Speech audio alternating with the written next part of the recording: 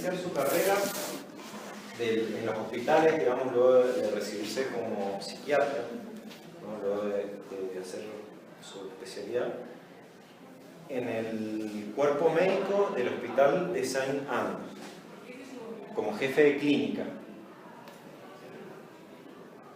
De hecho, él realiza su tesis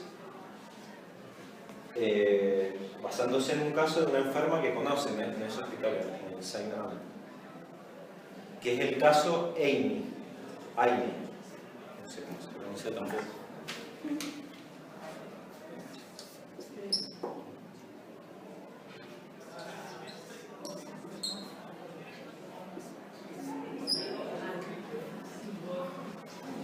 Bueno, a la altura, digamos, de esta época, 1934, él ya tenía un conocimiento previo de la obra freudiana.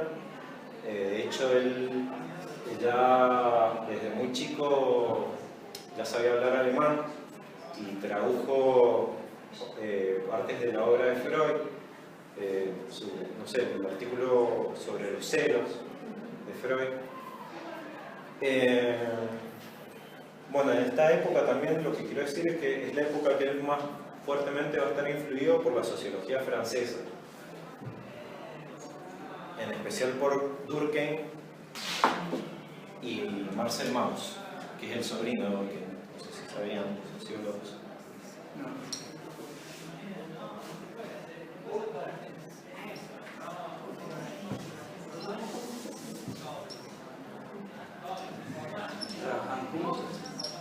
Sí, trabajaron juntos, eran, no sé, con pinches, qué sé yo.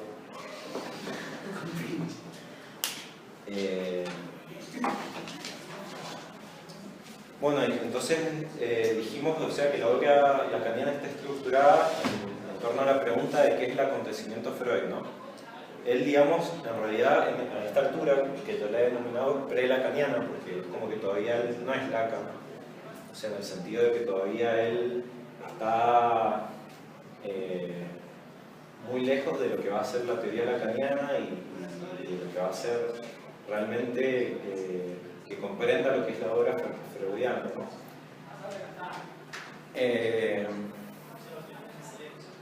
Bueno, entonces como que como que les dije que la pregunta principal era esa, pero en este periodo todavía no es la pregunta de qué es el psicoanálisis, por lo menos al principio.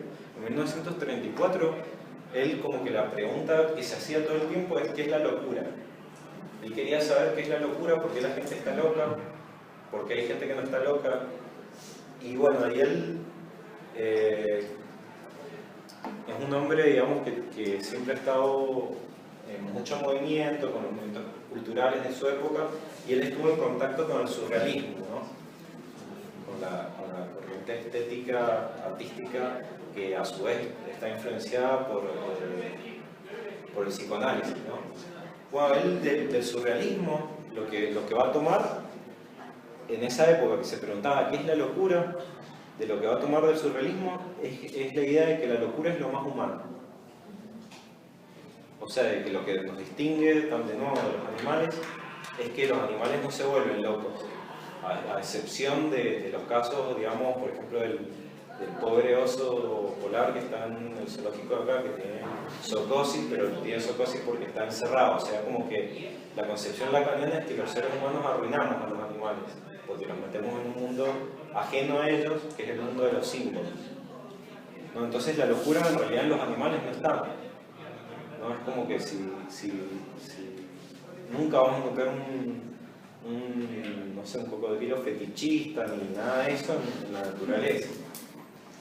Entonces esto es lo que más impresiona el surrealismo a Lacan, es esto, que la locura es lo más humano, es lo que nos caracteriza como especie, en distinción, digamos, a los animales, ¿no? Por eso Dalí también es como tan loco, porque Dalí trataba de resaltar con esa locura que lo más humano era la locura.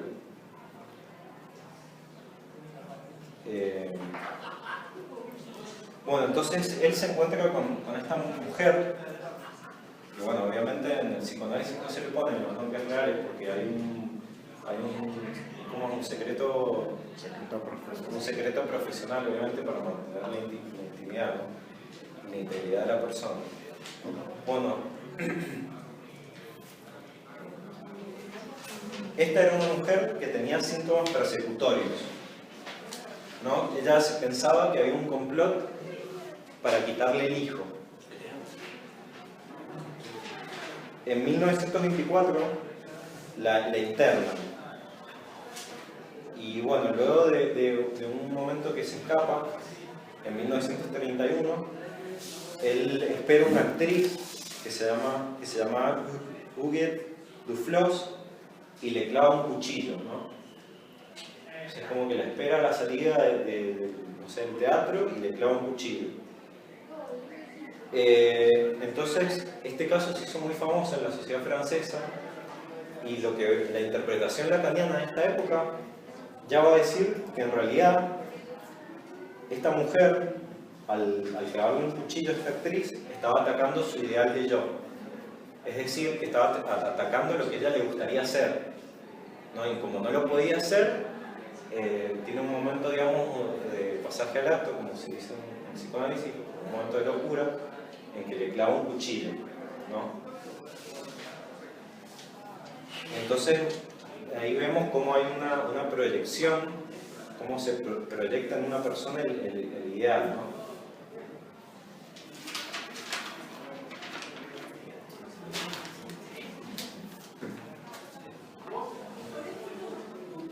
Bueno, en 1931 ya había escrito un artículo sobre trastornos del lenguaje, lo que se conoce como afasias. Eso también por estar en contacto con una enferma de su hospital. Eso en 1931. Bueno, después, en 1933, empiezan los famosos cursos de Kojev.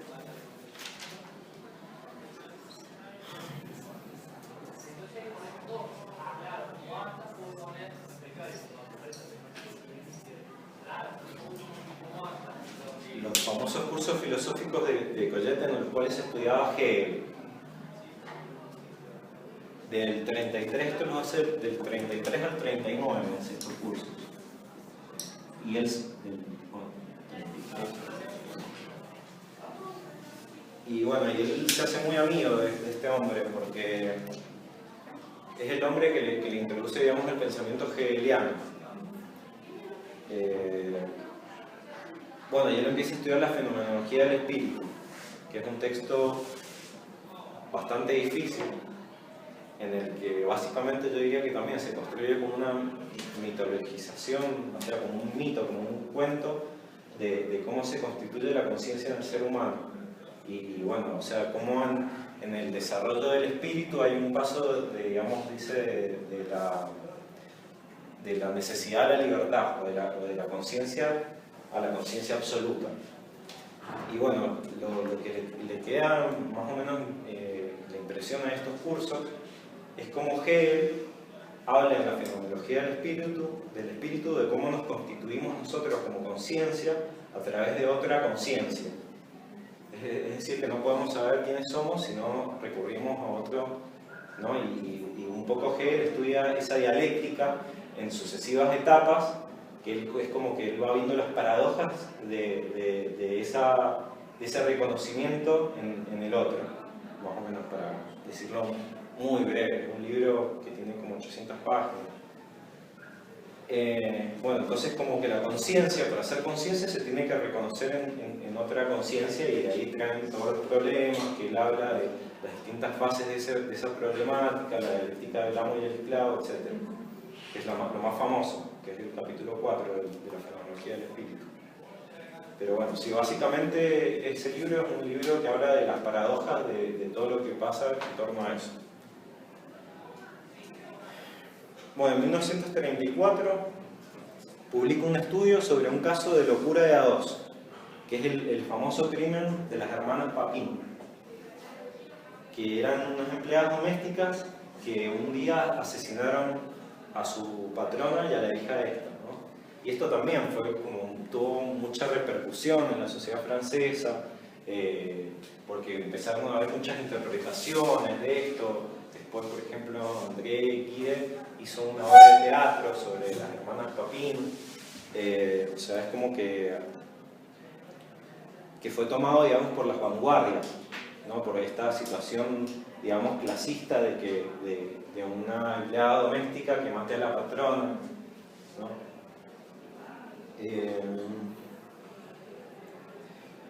Bueno, más o menos la historia de las hermanas Papin es que las procesaron, obviamente, y tuvieron, bueno, un grave error, que fue separarlas, ¿no? Cuando las arrestan, las separan, y ellos como, o sea, el caso es una locura de a dos, era como que las dos estaban locas y lo hicieron entre dos, el asesinato. Lo que causó esta separación de las hermanas fue un agravamiento de la locura en la hermana que era un poquito mayor. Y bueno, esta mujer termina muriendo de caquexia. ¿De? Caquexia, que es dejar de comer, o sea.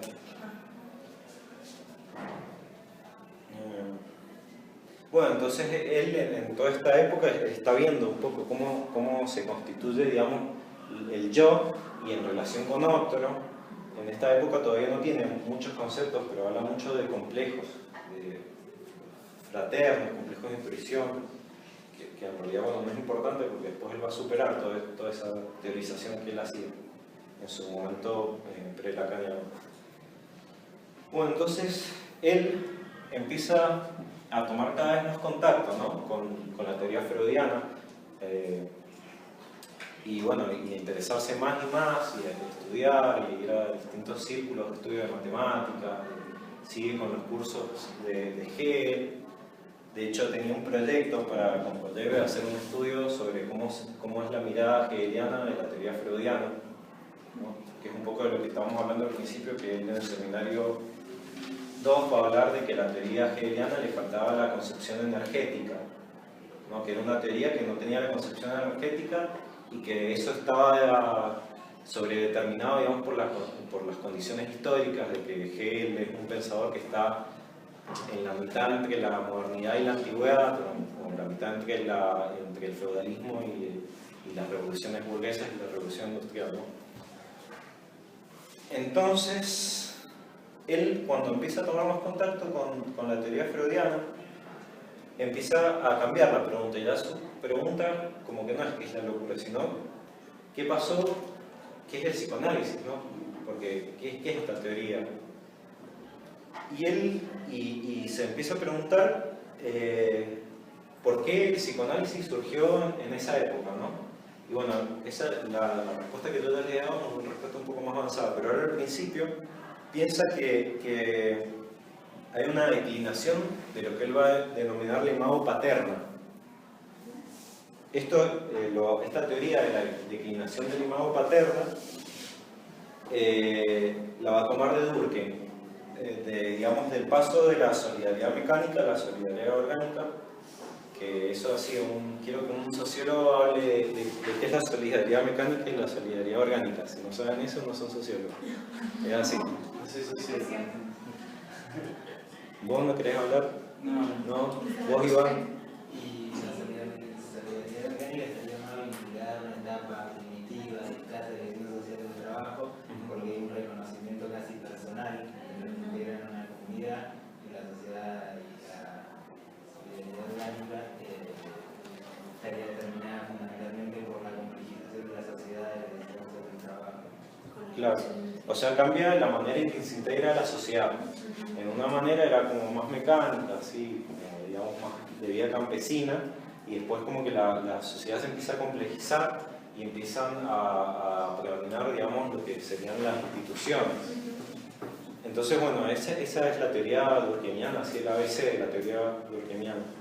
Y entonces la teoría de Durkheim, que él toma para decir que la condición para que surgiera el psicoanálisis es la declinación del imago paterno, es la famosa ley de contracción familiar de Durkheim. Bueno, que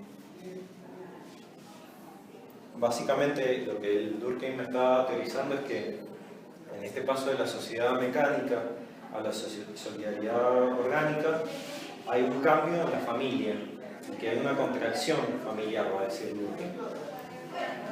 Y bueno, más o menos lo que Durkheim dice es que se pasa, digamos, de un sistema de linajes, en los que las familias eran más amplias, a un sistema de matrimonio, ¿no? Y entonces lo que va a tomar Lacan de Durkheim es eso, lo que va a decir Durkheim, que es que la totalidad del grupo familiar pierde en el curso de la historia su amplitud y su poder social. ¿Y cuándo dice Durkheim que se da este cambio interior? Y bueno, digamos, no es preciso, como son, digamos, no son fechas precisas, pero básicamente sería el pasaje o sea, todos los cambios con la revolución industrial, con el surgimiento de la sociedad burguesa, es decir, con la derrota del feudalismo, dicho más en términos marxistas, pero bueno, básicamente eso, con el desarrollo de la tecnología, de las instituciones y el Estado, la formación de los Estados modernos, de los Estados nacionales. Pero bueno, más o menos alrededor del siglo XVIII, del siglo XVIII al siglo XIX.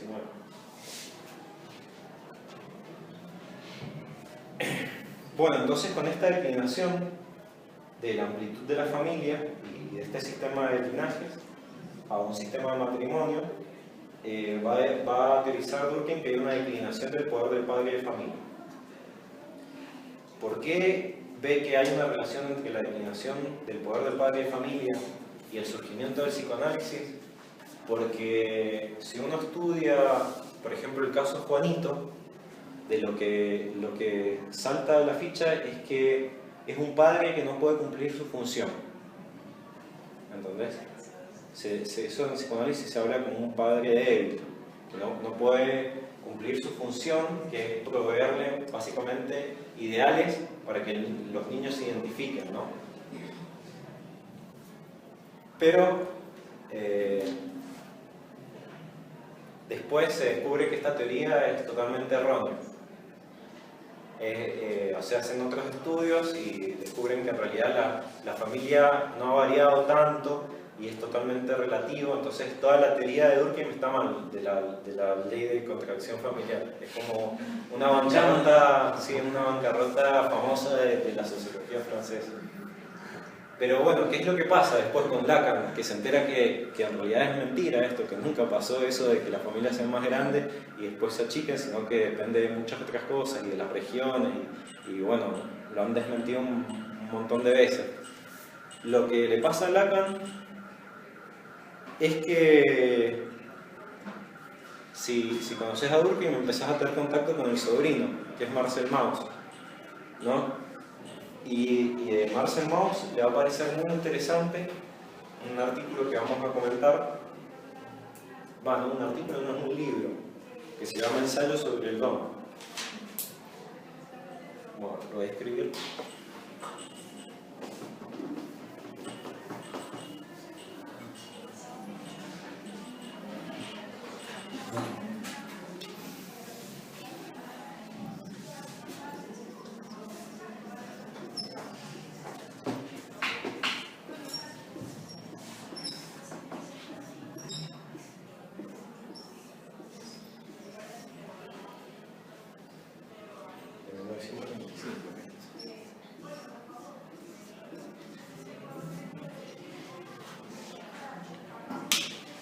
Bueno, ¿qué es lo que se propone Marcel Mauss analizar en este estudio que él hace? Lo que va a denominar el fenómeno del don, ¿no? El don lo va a estudiar, digamos, en sociedades. En realidad él va a tomar la obra de Malinowski, que es un antropólogo famosísimo, para estudiar, digamos, sociedades, entre comillas, que lo va a denominar primitivas, ¿no?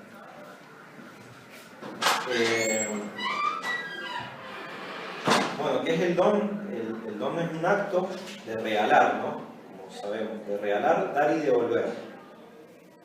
Y entonces él va a estudiar como este sistema digamos, de sociedades en las cuales se dan regalos y y se reciben regalos y todo eso. Y él va a hacer este esquema que le va a gustar mucho a Lacan. Un triángulo.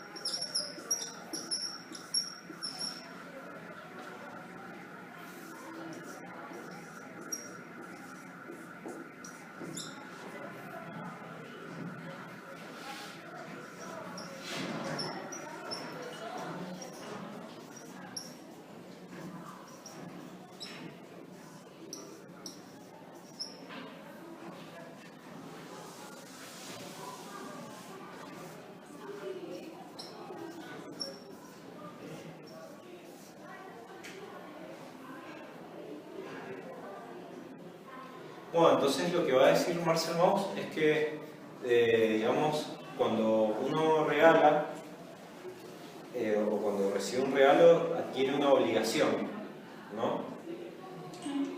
Y él lo que va a enfatizar en este ensayo es que, bueno, esto va a decir que una obligación.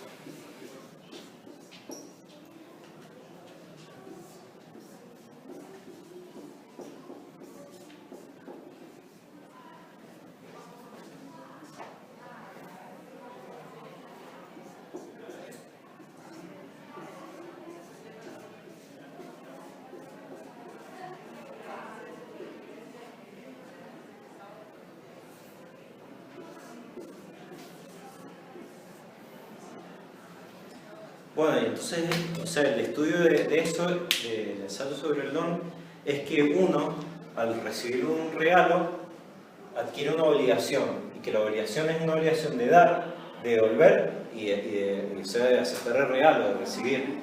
Entonces lo que Marcel Mauss, lo que Lacan va a tomar de Marcel Mauss es más o menos como esto de que hay obligaciones simbólicas, ¿no?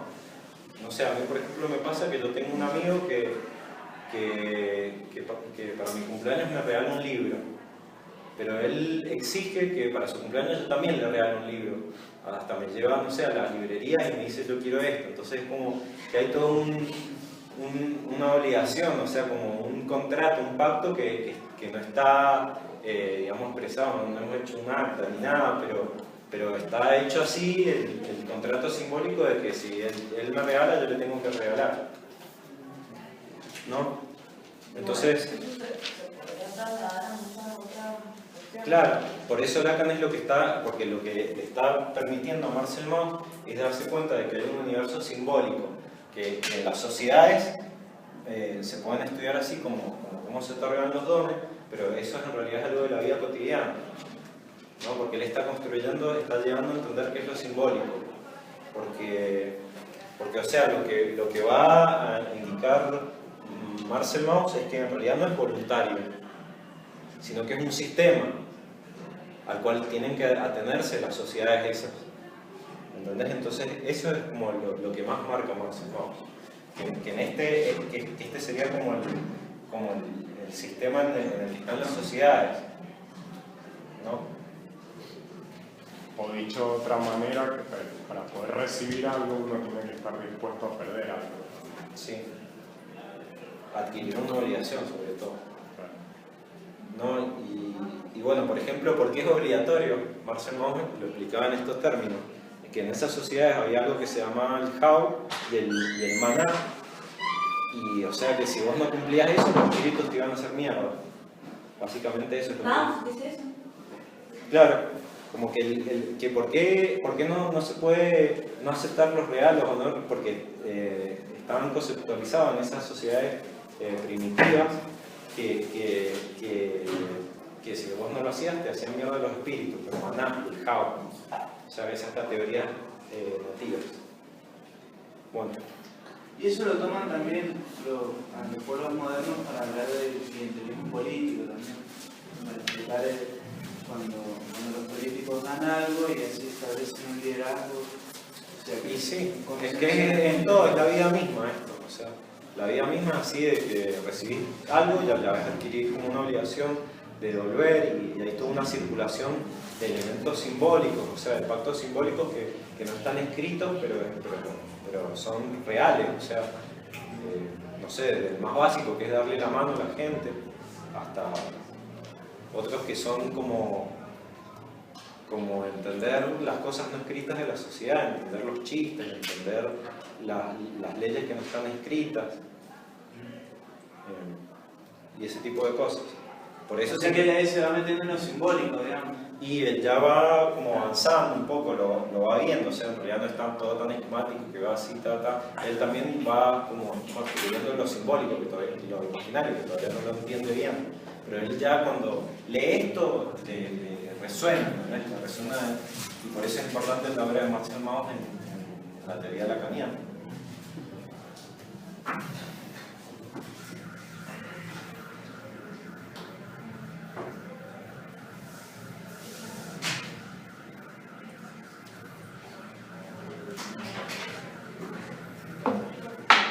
Bueno, en 1938 publica el texto que se llama Los complejos familiares,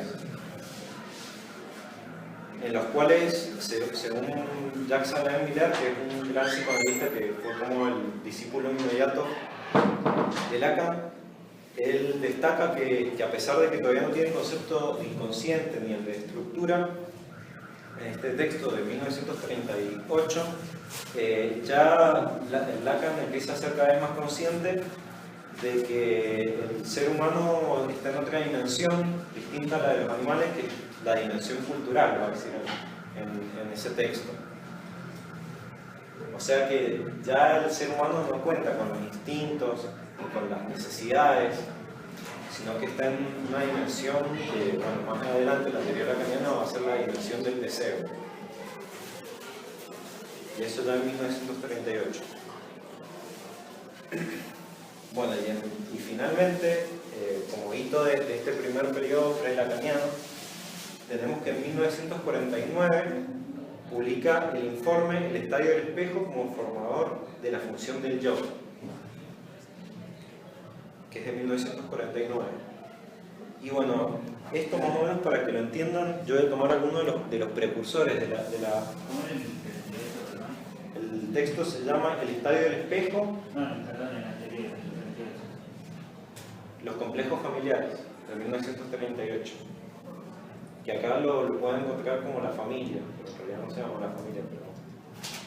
Sí. Bueno, entonces en 1949 publica el informe El estadio del espejo como formador de la función del yo. Bueno, un precursor, digamos, de esta teoría es Marx. Bueno, padre fundador de lo que se denomina el comunismo científico, ¿no? Quien en una nota al pie del Capital,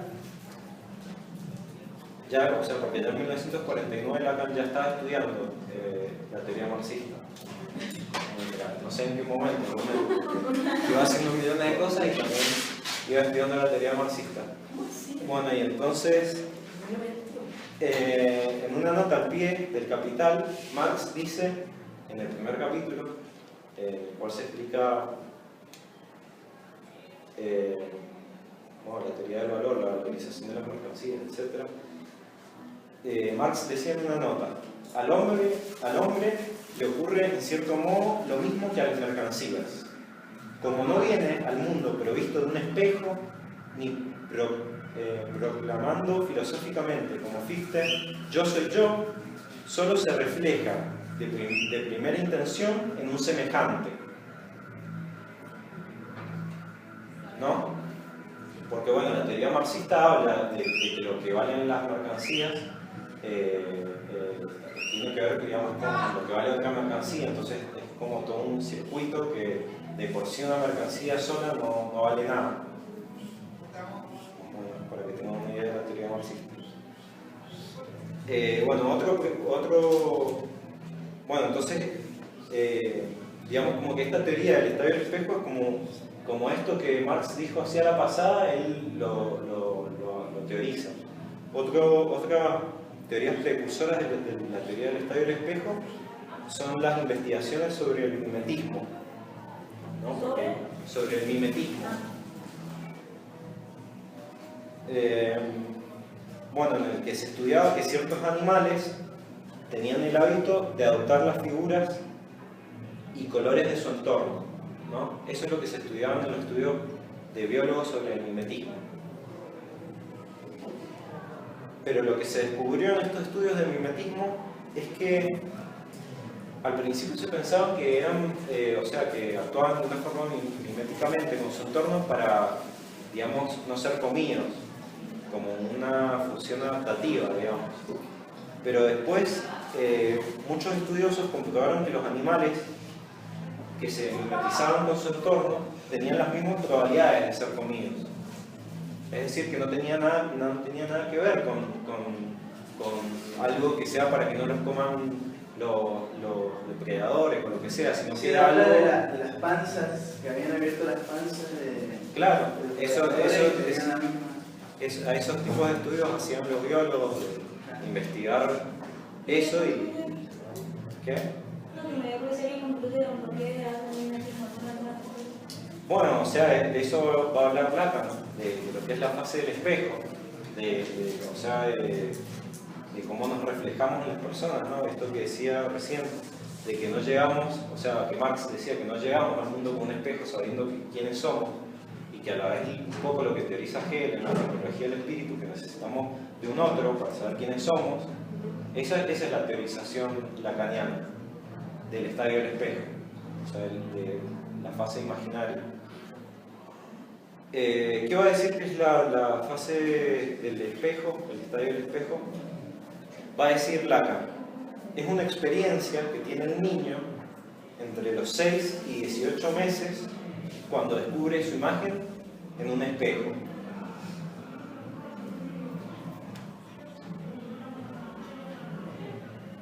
Da muestra de júbilo, dice. Y es ahí donde se realiza una identificación primaria. O sea, ¿qué es lo que va a acentuar? Lo que va a acentuar Lacan es que la imagen nos llega desde afuera, la imagen de quiénes somos nos llega desde afuera, y nos tenemos que identificar a eso. Pero lo que más va a remarcar en esto, apoyándose en las teorías de otro biólogo que se llama Blanc, es la prematurez del ser humano, ¿no? Como esto de que el ser humano comparte con muchos mamíferos esta característica que es nacer prematuros. O sea, no nacemos formados, sino que nacemos en un estado de prematurez, en la cual ni siquiera controlamos bien nuestras extremidades motoras y todo ese tipo de cosas. Entonces, lo que va a decir Lacan es que se produce algo muy raro en esta circunstancia de que somos, igual que los gatos, igual que los perros, prematuros de nacimiento, o sea, no nos desarrollamos totalmente en el útero materno, sino que nos seguimos desarrollando luego de nacer, ¿no? Que por ejemplo en otros animales es distinto, por ejemplo los caballos cuando nacen ya nacen desarrollados y pueden comer pasto, pueden caminar, en cambio el humano cuando nace es muy delicado que no puede hacer nada, no puede sobrevivir sin la madre. Y eso también va a ser algo central, esa reflexión sobre cómo no se puede sobrevivir sin una madre, sin alguien cuidado, sin un otro. Bueno, entonces lo que va a destacar en la fase del estadio del espejo, es que la imagen anticipa la unidad y el control del cuerpo. Es decir, el bebé como que todavía no puede muy bien manejar su cuerpo y lo que él ve en la imagen es como un cuerpo que ya le da una idea de unidad, ¿no? Porque, bueno, obviamente de lo que está hablando Lacan en este informe es empezando a hablar de que, o o sea, cuando nacemos no tenemos conciencia de que somos un ser indiferenciado de la realidad. O sea, es como que no entendemos dónde empieza y termina nuestro cuerpo. Bueno, de eso también habla Freud al hablar de que somos perversos polimorfos. Y bueno, que eso después se analiza en términos de dos en el psicoanálisis lacaniano. Pero bueno, lo que le impresiona a él es que esa imagen anticipa una unidad de control. Que eso después, o sea, después en teorizaciones más avanzadas, si en un curso de psicoanálisis, o sea, más adelantado, de lo que se habla en psicoanálisis es de que los seres humanos no nacemos con cuerpo, ¿no? Que el cuerpo lo vamos como creando o aprendiendo lo que es el cuerpo. Porque los animales no tienen esa idea de unidad. Eso también es distinto entre los seres humanos y los animales. Los animales, por ejemplo, cuando pierden un miembro, no saben que pierden un miembro, no lo entienden y no lo sienten corporalmente. Entonces pueden andar por la vida sin un miembro sin darse cuenta que les falta. Hay que sentirse mal entonces cuando vemos un perro sin las patas. Y el perro no entiende nada.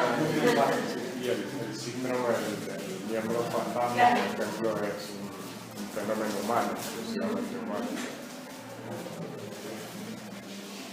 Bueno, esto sería la primer periodo pre-lacaniano. Si quieren seguir, quieren hacer un recreo. Yo tengo una pregunta. Sí. Cuando hablas de que el humano nace en un estado de prematurez, Sí. decir que eso era un fenómeno extraño, un fenómeno, ¿qué fenómeno? Y bueno, lo extraño es de que el hombre, o sea, lo que le llama más la atención a Lacan es eso de que, o sea, nacemos descoordinados, los bebés no pueden mover bien su independencia motriz, pero ellos ven una imagen que sí lo puede hacer. Entonces, gracias a esa, no más dicho en términos filosóficos, alienación con esa imagen, es que nosotros podemos tener el concepto de unidad de nuestro cuerpo. O sea que el yo, o sea, de lo que estamos hablando en realidad es de cómo se constituye el yo, porque el yo tiene que ver con la superficie del cuerpo. Es más, creemos que hasta acá es nosotros, después empieza la realidad.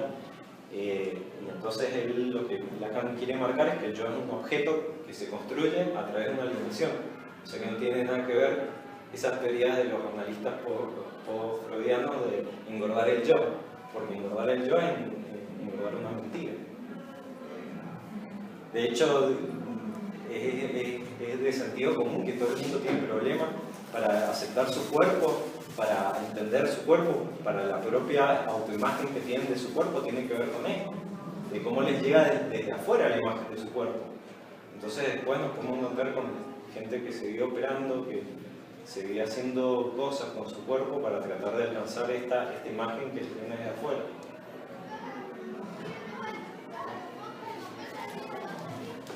Que no necesariamente es un espejo, puede ser el más. Claro, o sea, en realidad esto después Lacan lo va a relacionar con, por ejemplo, el transitivismo, que es el fenómeno, digamos, por el que, por ejemplo, un niño le pega una piña a otro niño y llora el que le pegó, o llora uno que los vio y dicen me pegó y en realidad no les está pegando nada, sino que toda esa dimensión del transitivismo tiene que ver con la fase del espejo.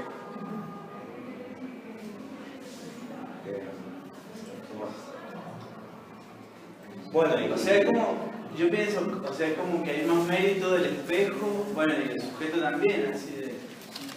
Mérito, ¿por qué no? No sé, como en relación a lo que... a esa unidad, porque también es como que hay una contradicción, porque decís que como que en el espejo se ve esa unidad, pero el niño no lo siente. Pero lo llega a tener gracias a que lo ve afuera. Lo percibe. Claro, pero ¿cómo es que logra hacerlo, digamos? Y es un ¿Cómo es que logra entender eso, que eso es él, así que se ¿Y entiende? cómo logra entenderlo? Y porque la madre se lo señala, por eso básicamente es lo que va a decir Lacan. ¿Cómo logra entenderlo? Porque lo ve, que la madre le indica que eso es él. Entonces, lo que va a hablar después, esto es de 1949, ¿entienden? Esto todavía es totalmente prelacaniano, pero luego él va a hablar de cómo hay un predominio de lo simbólico sobre lo imaginario, porque para situarnos necesitamos de la mirada de la madre, que sería como la representante de lo simbólico, y de cómo la posición está dada por lo simbólico, o sea, la posición desde la cual nos miramos en el espejo está dada por lo simbólico. Y bueno, y por ejemplo en el seminario 1, eso es lo que teoriza con el esquema del ramillete invertido, que él utiliza un esquema óptico muy famoso para explicar su teoría. Que ahí, bueno, se distancia de este artículo de 1949, enfatizando esa pregunta que vos hiciste de cómo sabe, y bueno, sabe por la posición simbólica en la que lo pone la madre.